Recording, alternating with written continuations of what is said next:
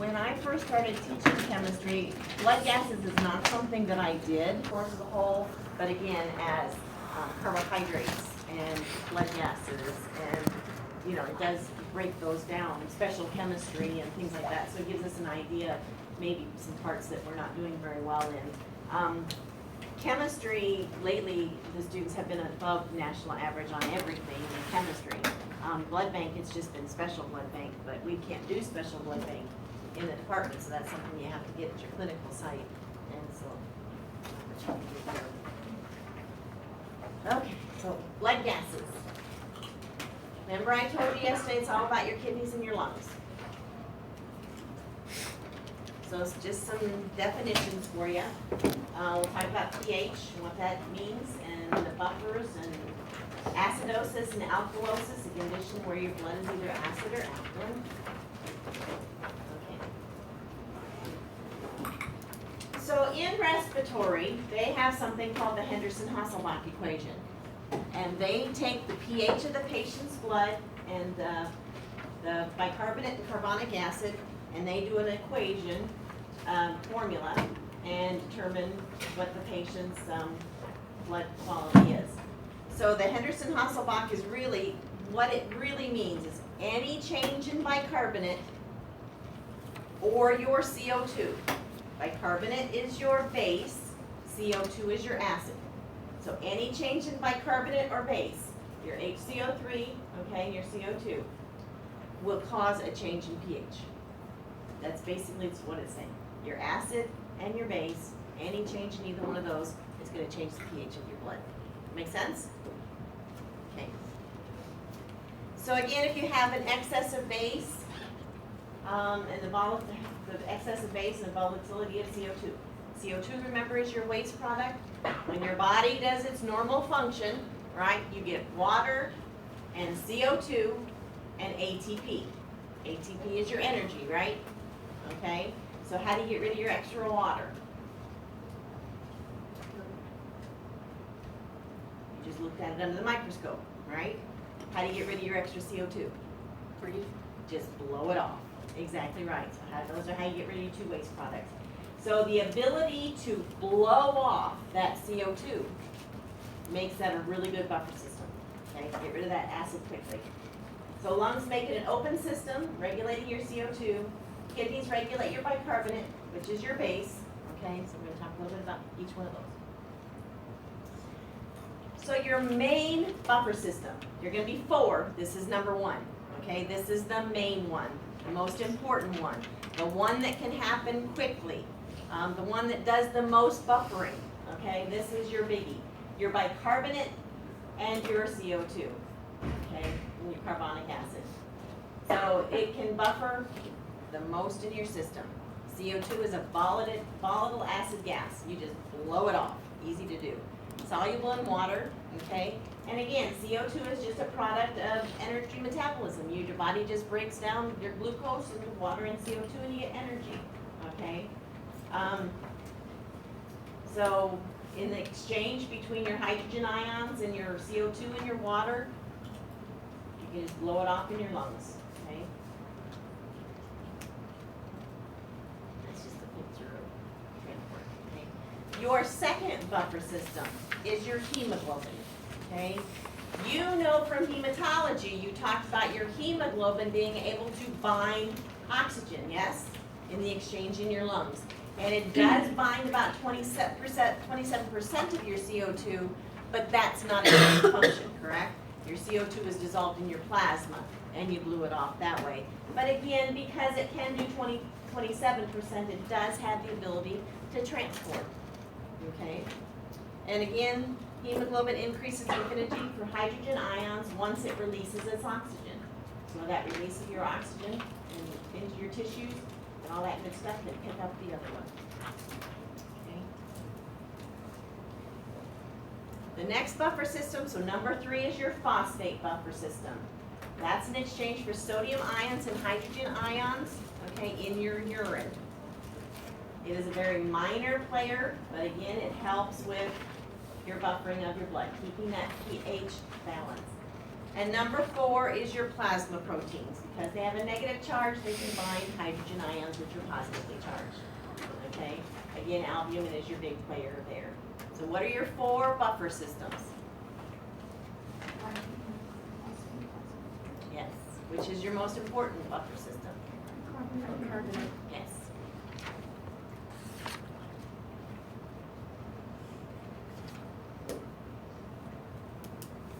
Okay. So your body wants to be a normal pH for a lot of systems. We talked about your enzymes don't function if they don't have the correct pH, right? And you have to have enzymes to perform a function because they're the catalyst that makes a process occur, right? So if our blood pH is not good, are our enzymes going to do their job? No, okay? So normal, 7.35 to 7.45. Put in parentheses, 7.0 is, I'm sorry, 7.40 is absolute normal. Absolute normal, okay?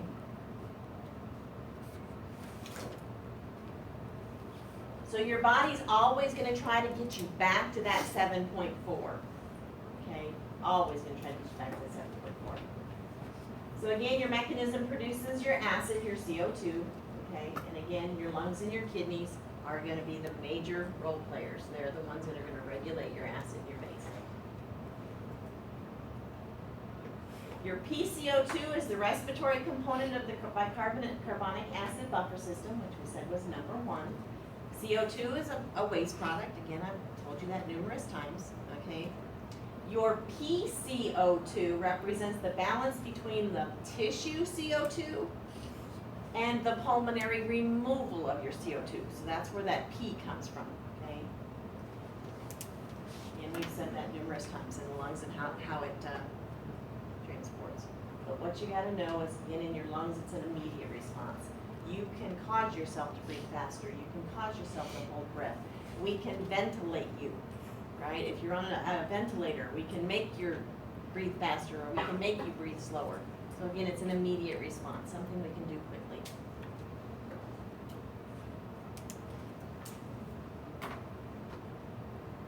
Your kidney system, they regulate your bicarbonate, which again is your base. So HCO3 is the metabolic component. Oh, I'm sorry, wrong one. No, that's right. Okay, so your kidneys respond by. So if your pH is abnormal and your lungs are hurting, okay, metabolic, so again your kidneys, they're going to alter the reabsorption and secretion of electrolytes, because you know your electrolytes are positively and negatively charged, right? Your hydrogen ions. It is going to either keep or let go your HCO3. Remember, that's your base. It's going to either let it go or it's going to hang on to it, okay? Can you make your kidneys work faster? Can you sit here and go, oh, filter, filter, filter, oh, suck it back up, oh, nope, let it go? No, you can't. So that's going to be slower. Hours up to 3 to 4 days. Because usually people who are sick, not only is it they're sick maybe because of a lung problem, but it tends to be they're sick and their kidneys aren't 100% either. So again, slower rate. So again, it needs to go to effective pH. Compensation. When we use the word compensation, that means our pH is not in that normal range. That means that if my kidneys are bad, my lungs are going to try to compensate. They're going to have to work harder to get that blood pH to normal.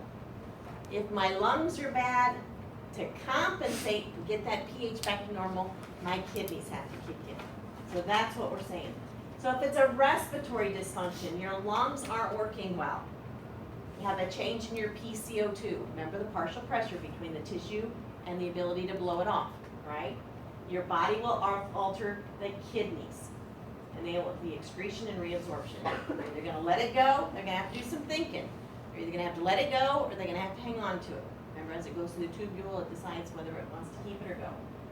In renal or metabolic dysfunction, a change in your bicarbonate level. Remember, bicarbonate is your base. Okay, so the body will alter the degree of ventilation in the lungs. And again, which one's faster? The ability to ventilate, yes, yes.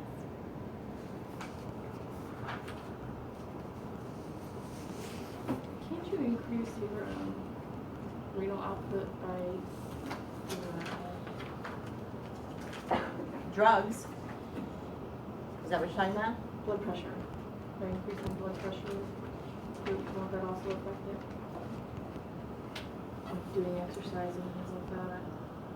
Well, I mean, you could, but if you're sick, you're not gonna be out running and doing exercising. Yeah. Yeah. And again, some drugs can help with things, some things that can make your kidneys either let go or keep, you know. So compensation again, just making that pH normal. Your lungs are capable of an immediate compensatory response through hypo or hyperventilation. You either slow your breathing or you breathe faster. Your elevated PCO2, remember that's the balance between the tissue and your ability to blow it off. Inadequate ventilation, so it leads to respiratory acidosis. So again, have an increased in your base. I'm on the wrong one. Yeah, okay, elevated respiratory. Okay. Decreased PCO2, excessive ventilation, so you're blowing it off, leads to respiratory alkalosis. Because your CO2 is your acid. So inadequate ventilation, elevated PCO2, your O2, again your CO2 is your acid, so you're going to be acidosis. Decreased CO2, less acid, you're going to be in alkalosis. Make sense? When you hyperventilate, which one would you be doing? Would you be elevating it because you're not allowing the exchange to happen? Excessive ventilation, you have a decreased CO2 because you're blowing it off quickly.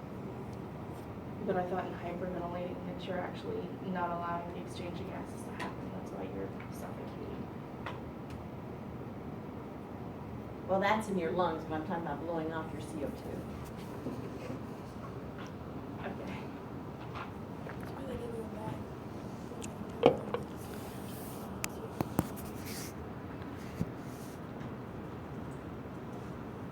Okay, so your kidneys, again, a much slower compensation. Metabolic acidosis. So your blood is acid, so loss of bicarbonate acid ions, because remember your bicarbonate is your base, increase in your hydrogen ions.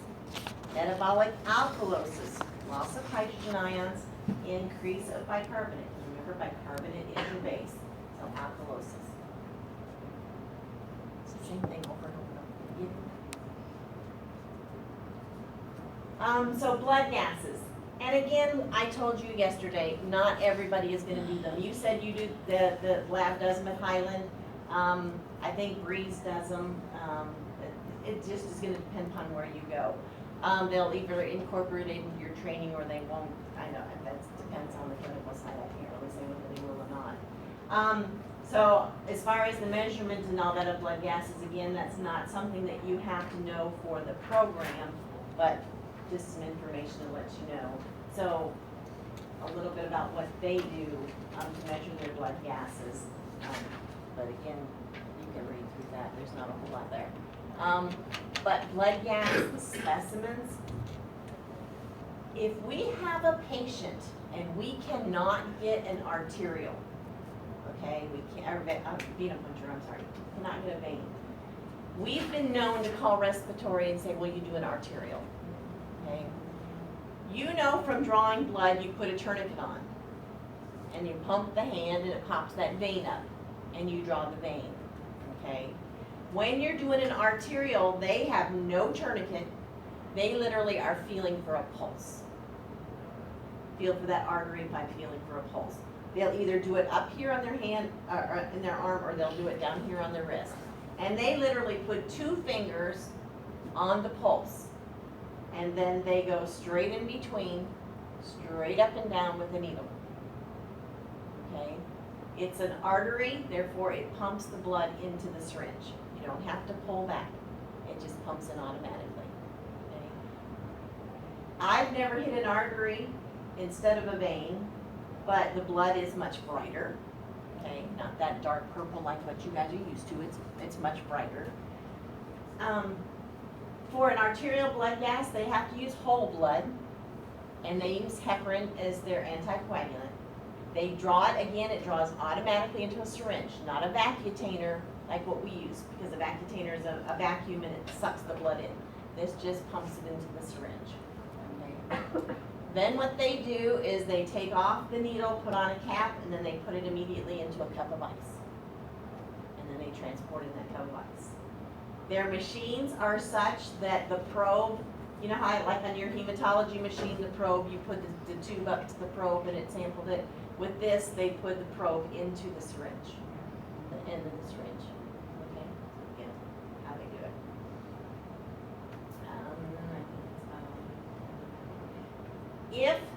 If you are in the lab and you're drawing blood and you can't get it, so you do ask respiratory to get you a specimen, you gotta tell us, you gotta tell the techs in the lab that it's an arterial instead of a venous. Because if we run that blood on our analyzer, are we getting a venous CO2? No. So we need to put, remember I was telling you about good comments and bad comments? That's a good comment, right? You gotta put it in there so that they know that those results are from arterial blood, not from venous blood. Okay, because your results will be different. Make sense? So again, the phlebotomist have to tell you, and that would be something you would put on the report to report to the physician as well. One of the things Maggie did for me was made me a test for you guys. So rather than give you her test questions as my test questions, I made it a bonus test. Okay? So on this test, you have 10 extra bonus questions. One section on the bonus is literally writing in your normal values for arterial blood gases. Okay, so extra credit. So there's 10 points extra credit, and you don't have to do it. You don't have to learn it if you don't want to. It's just extra credit. Okay. And I also ask you for the units. So you have to get all the points. You have to have the units. So I would study that sheet because if you can regurgitate that onto the bonus page, they're right there, 5 bonus points. Okay. So again, those are respiratory normals. Do you want the ranges with the absolute normals, or? I will take either one. If you can give me either one, that's fine with the unit. I will take either one. Actually, no, I do believe the question does say the ranges, if I'm not mistaken. So yeah, the ranges. Anyway, that's it. Let's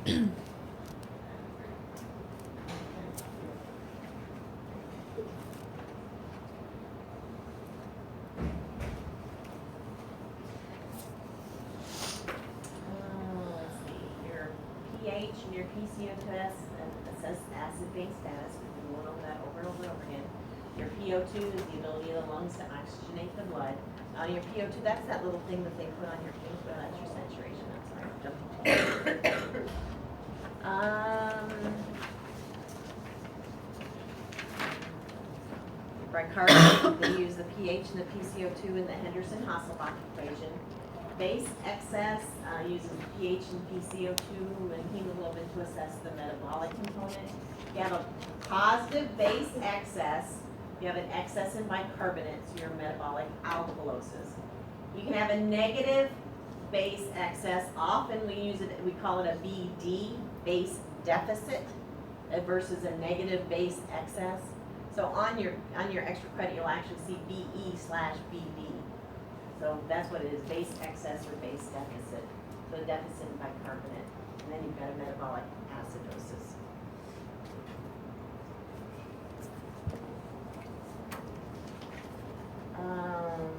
Just some more. And then your SO2, there you go, your oxygen saturation. And that's how it's bound to the hemoglobin, so they can tell you how well you're breathing. And that's that little thing they put on your finger the minute you walk into the ER or anywhere else. So if you have so on this test, you are going to have normal values. You're going to have, not normal values, patient results. Okay, patient results. And due to those patient results, you're going to have to tell me, and a little bit of case study. So I'm going to give you a little bit of information as to why the patient is there. So it'll be key things like the patient's having an asthma attack, or is hysterical because their boyfriend left them, or whatever. or they're there because their kidneys are failing. Or, you know, you're gonna get a little bit of information so you know what their problem is. So if it's a lung problem, it's an emphysema, it's a hysteria or anything, you're gonna think respiratory. If they're there for renal failure or heart failure or some other metabolic process, it's gonna be a metabolic disorder. So the first thing you need to do, look at the pH value, right? Blood pH value. If it is 7.39, what are they? Acid or base? Base. Acid, right? And if they're 7.41, they are base, okay? So that's the first thing you're gonna look at when I give you a set of results. Because that's gonna tell you, are they in acidosis or alkalosis, correct? Okay.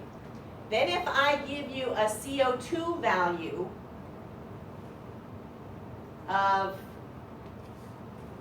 7, CO2 normal is 22 to 48, 22 to 28. That's in your next lecture. So if I give you a CO2 level of 7, which is considerably low, right? And that is your acid, correct? So if you have a low CO2 value, where are you? Basic. Right? Because that's your acid, okay? So again, you gotta look at the pH value, you gotta look at what the condition is that they're in there for. CO2 will tell you whether, again, acid or base, right? Okay. And again, I'm gonna give you a worksheet, and we're gonna talk through how to use the worksheet as well. So again, pH and alkalosis, and that's your problems. And then again, if your pH is low, you're in acid. Okay, so again, metabolic compensation or respiratory compensation. Okay. Kind of, again, all that things we just talked about, just wrapping it into a neat little bundle. Okay, so go ahead and get out your worksheet.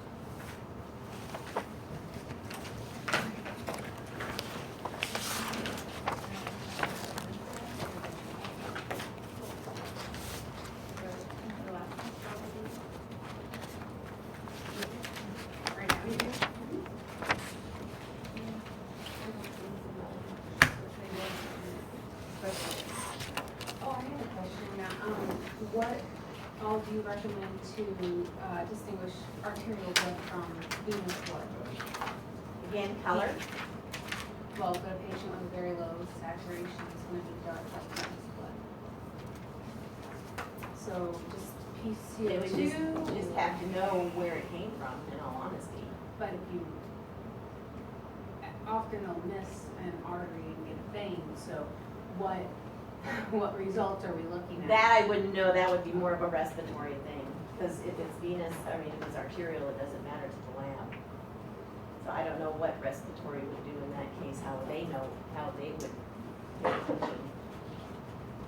I mean, we can't result out a venous On an specimen arterial. on an arterial. Correct. Yeah, so, It's a good question, ask them. What parameters they're looking for. I know PCO2, but I didn't know what else. What's the normal, PO2, I think too. what is the normal, pH for venous blood? Why would it be any different from arterial?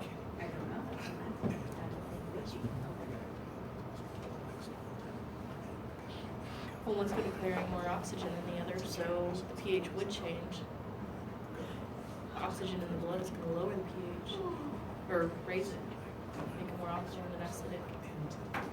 That's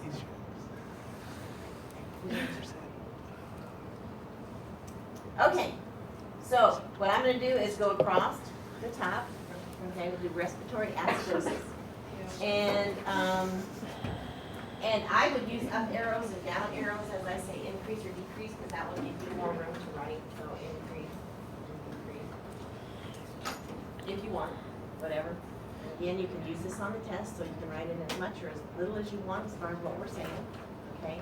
So, respiratory acidosis. You have a CO2 excess, right? Your acid. CO2 is your acid. It is controlled by, what system controls your respiratory? Lungs. Lungs. It is controlled by your lungs.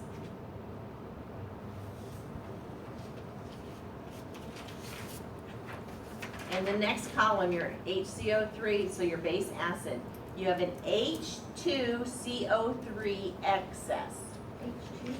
H2CO3 excess. Again, you're in acidosis. H2CO3 is just H2O plus CO2, right? H2CO3 is just H2O plus CO2. Okay, water and your CO2. So you have an H2CO3 excess, increase in base. What you also want to put on here is it's a relative base deficit.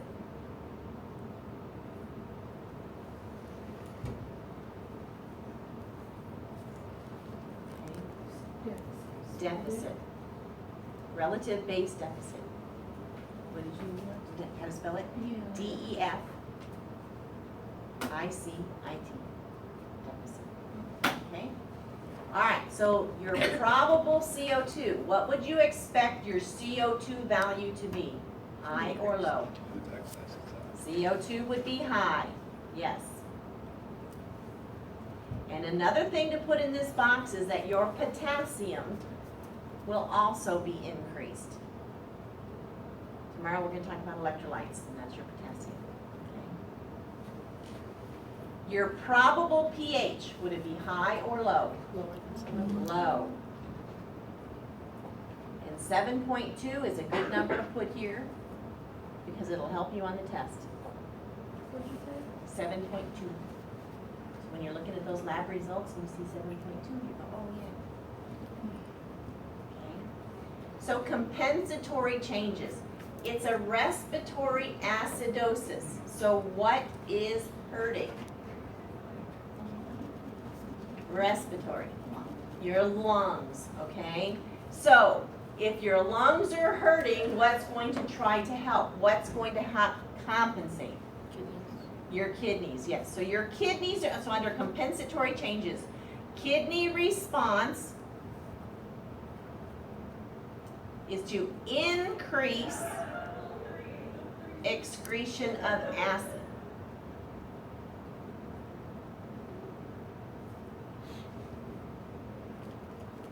And increase the retention of sodium and HCO3.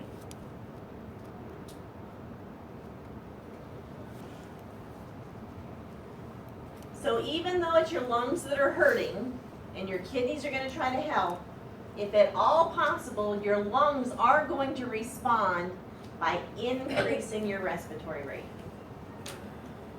And your kidneys are going to be trying because they're the ones not hurting, but your lungs will try to increase your respiratory rate. Right? You're in acidosis. You got to blow off your CO2. What did you put in the second column? I'm sorry. Which column? The second column. HCO, never mind, I got it. H2CO3 excess, is that what you're asking? Relative base deficit? Okay. So under diseases, again, your lungs are hurting. So can you tell me a disease? Edema? I'm sorry? Edema? No. Could be lung edema. Okay. How about pneumonia? I'm sorry? Pulmonary embolism. You got it. So pneumonia.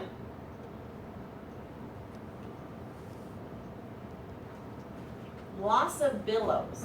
You know what it means by loss of billows? You know what a billow is? A billow is that, you know, have you ever seen an old, in those movies, you know, Gunsmoke, them old ones where you've got the blacksmith and he's using that puffer thing to blow air onto the fire to make the fire hotter? That's a billow. So your lungs have the ability to expand or contract as you breathe, right? So that's your billows. So you have loss of billows. You have that loss of ability to get your lungs to expand as you breathe in.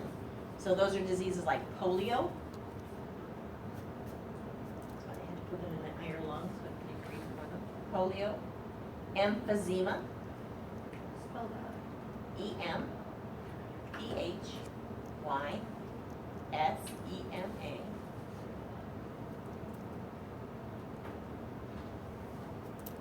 My brother smoked since he was probably 15, and everybody tried to get him to quit. Just, oh, it's my luck, just leave me alone, just shut up, go away, I don't wanna hear it, right? Then when he had his exit to get out of the military, they always do a physical to make sure you don't have any disability or anything when you get out of the military. Got a little spot on his lung that was emphysema. And then for weeks, all we heard was, quit smoking, quit smoking, quit smoking. Oh, don't be encouraged. All right, pulmonary edema, which is what you had said.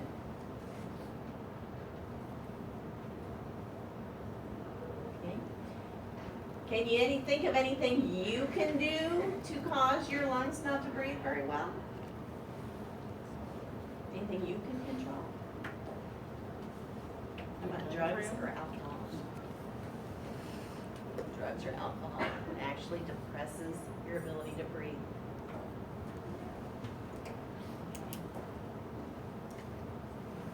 So respiratory alkalosis, that is a CO2 deficit. Okay, so again, what system? Lungs or kidneys? Lungs, yes.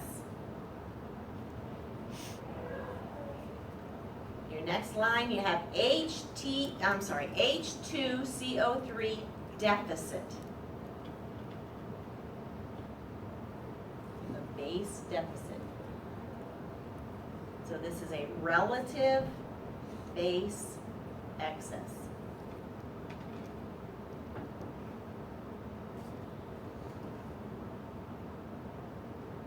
What is your probable CO2? Increase or decrease? Decreased.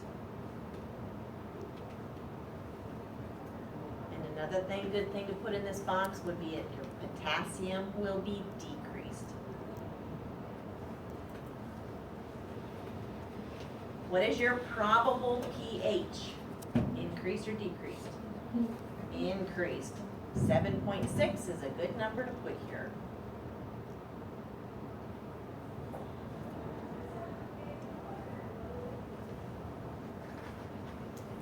Okay, so again, your lungs are sick, okay? So your kidney is going to respond, so this is compensatory changes. Your kidneys are going to respond by a decrease reabsorption of HCO3.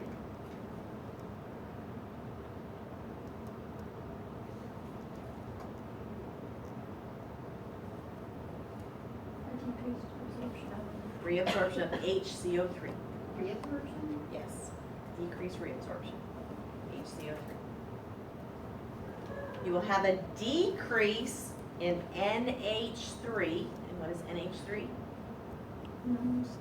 Ammonia. So NH3 formation. That was decreased. Decrease.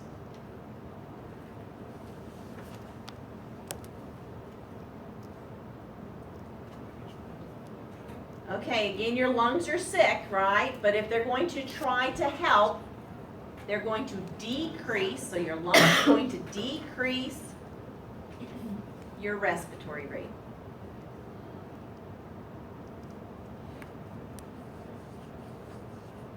Again, you're in alkalosis. It's going to try to slow your breathing so that you retain your acid, your CO2. So diseases, hyperventilation.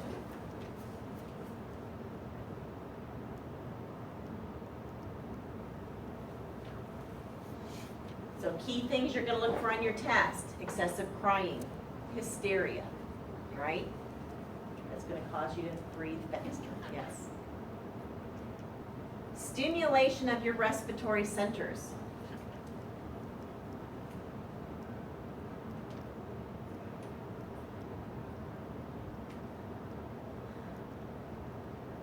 This is caused from aspirin.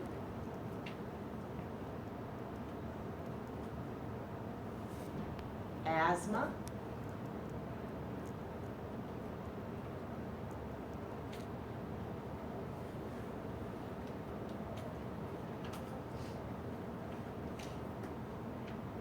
not to say if you're taking a one little 80 milligram aspirin a day that you're gonna throw into this, but that's a person who like to take a whole bottle of aspirin, like an aspirin overdose.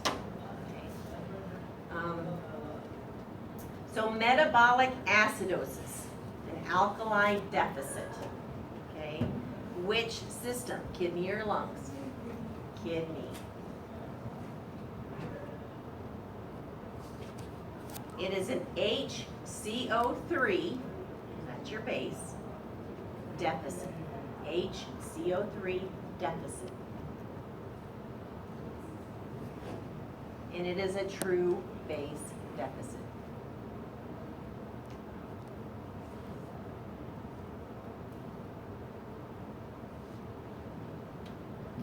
What would your probable CO2 be, increased or decreased?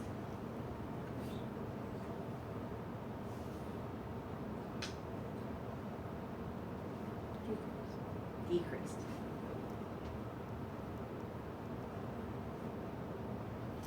Your potassium will be increased. Another good thing to put here, just to help you on your test, your chloride will be decreased. Again, we're going to talk about your electrolytes tomorrow, so you'll need to know your normal values for the test as well, but that's tomorrow's lesson. You said chloride will decrease. Increase. Chloride will increase. And I'll, again, just, remember I told you, you can use this on your test. Your Chloride chloride and- increases. And potassium. Your potassium increases and your chloride increases, yes. And those are just some things, again, you're gonna have those values on the test, and it's just gonna help you say, oh, okay, that's not normal. So again, normal values is a big thing on this test for your for your electrolytes and your potassium. Okay, probable pH, increase or decrease? You're in acidosis. Decrease. I'm sorry? No. Low. Decrease, yes. 7.2 is a good number to put here.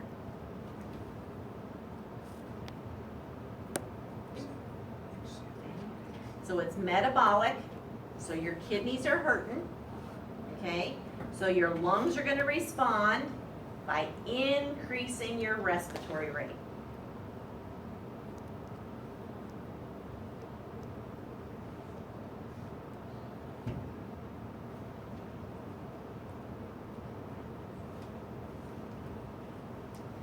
Okay, your kidneys are hurting, but they're still gonna try. And they're gonna increase your excretion of acid.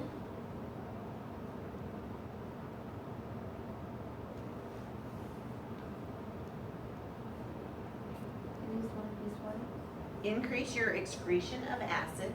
Remember, you're in acidosis. We're gonna get rid of that acid. By blowing it off, we get rid of it quickly, right? So your lungs can help a whole lot faster than your kidneys, but your kidneys are gonna try. You're gonna increase your NH3 formation.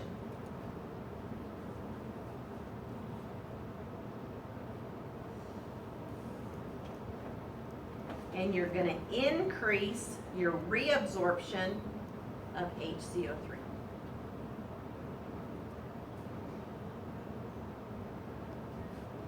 You say NH? NH3 formation, increase NH3 formation, and then increase reabsorption of HCO3, I'm sorry.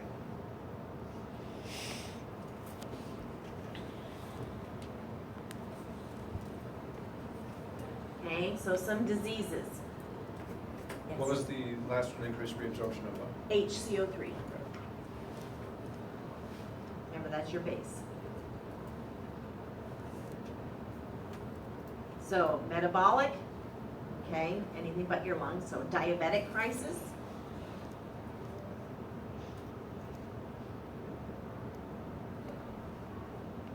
Cardiac failure.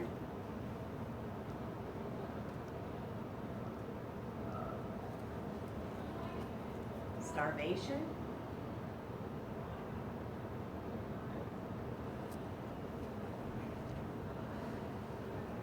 Renal failure, obviously, kidney. Liver disease.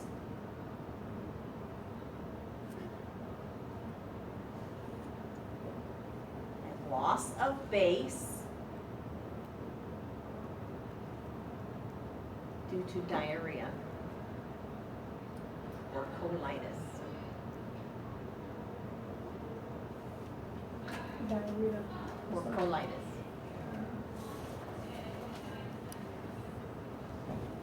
Okay. So the last one is metabolic alkalosis, an alkali excess. Is it kidneys or lungs? Kidney. You have an HCO3 excess.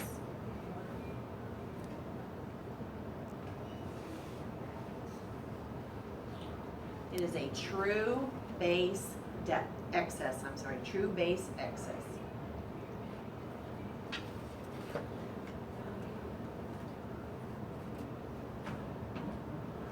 What is your CO2, gonna be high or low? High, your CO2 will be high. Your potassium will be low.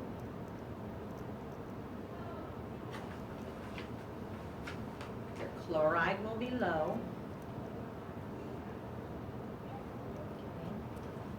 What about your probable pH, high or low? Your alkalosis, your pH is going to be high. And 7.5 would be a good number to put here. Is it 7.8? 7.5. I'm just trying to give you helpful hints when you're looking at your normal or your values on your test. I'm going to give you all those patient values, and you're going to be looking at them. Okay, I get it. Okay. It's good. So again, your kidneys are hurting. Okay. Your your lungs will respond, increase or decrease your respiratory rate. Sorry? Decrease, yes, your lungs are going to respond by decreasing your respiratory rate.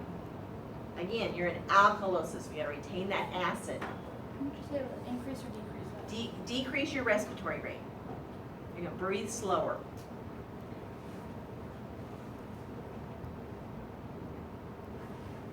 Your kidneys are going to respond by a decrease in NH3 formation.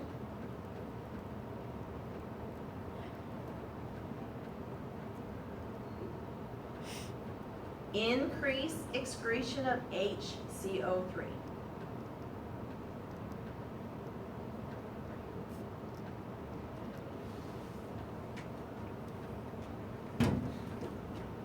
What was the last thing you said? Increase excretion of HCO3.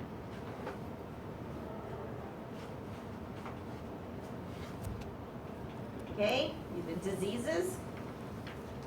Chronic ingestion of bicarb of soda. Rolaids.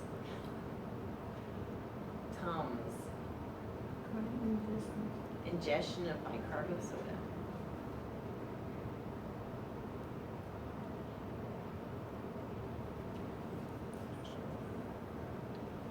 So that would be those people who have, eat the Rolaids or eat the Tums or eat those all the time, okay? Prolonged vomiting.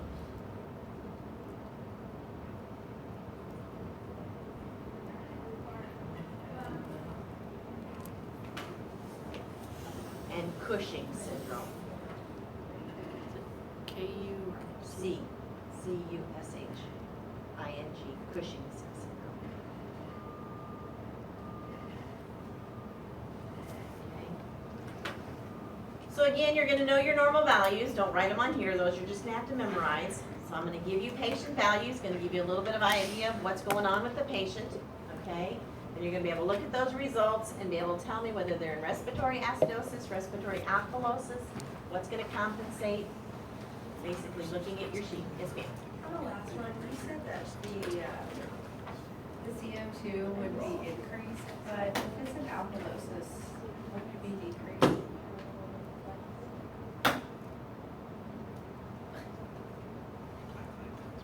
No. Because your CO2 is your acid, so. Yeah.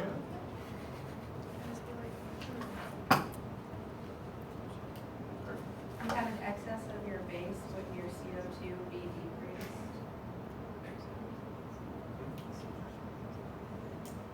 Respiratory acidosis, I have an increased CO2. Respiratory alkalosis, I have a decreased. Metabolic, I have a decreased. in acidosis. And metabolic alkalosis, I have an increase in CO2.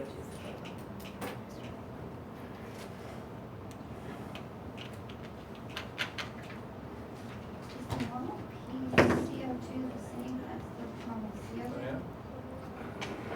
What's the normal CO2? She said 22 to 22 to 28. And that'll be in tomorrow's lecture.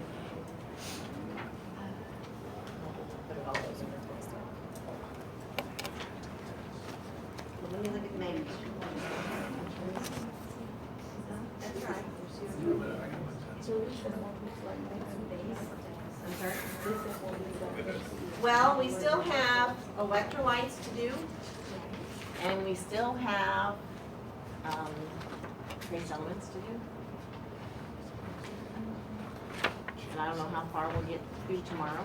So if we only get one done tomorrow, we'll probably finish the last one up next Wednesday. Remember, next week we have the Wednesday, Thursday, Friday. And so if we don't get finished up until Wednesday, you guys can tell me whether you want to take it up Thursday or Friday. We'll decide either tomorrow or we'll decide whenever we're done with the lecture.